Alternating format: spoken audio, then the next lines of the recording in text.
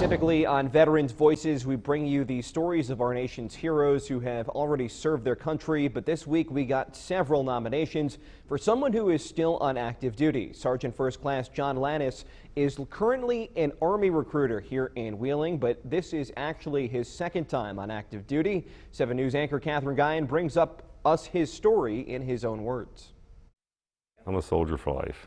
That's especially true for Sergeant First Class John Lanos, whose more than 20 years of military service started in 1983 when he enlisted in the U.S. Army, where he would become a Ranger. It's a light combat soldier that can be anywhere in the world in 26 hours or less, conduct raids, ambushes, things like that.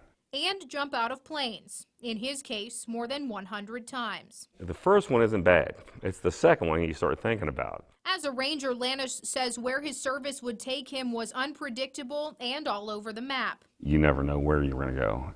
Going to Panama, you go there and you train a little bit. Next thing you know, okay, this is what's going to happen. This is what we're doing. And next thing you know, you find yourself in Honduras. He then returned to civilian life after several years as a Ranger, but went back to the Army 13 years later, becoming part of a civilian affairs battalion. A battlefield commander is responsible for so much civil military operations, meaning helping the populace inside his battle space.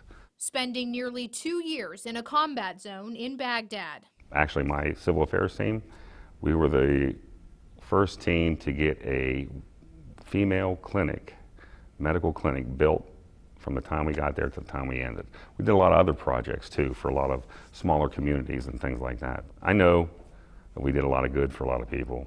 After returning, Lanos remained in the Army, this time going to recruiting school. That led him to his current position in Wheeling. It's been probably the highlight of my career over the last 10 to 12 years that I've been recruiting, because it's my town, and they're my people, and I have a lot of success stories, and that's basically why I continue to do what I do.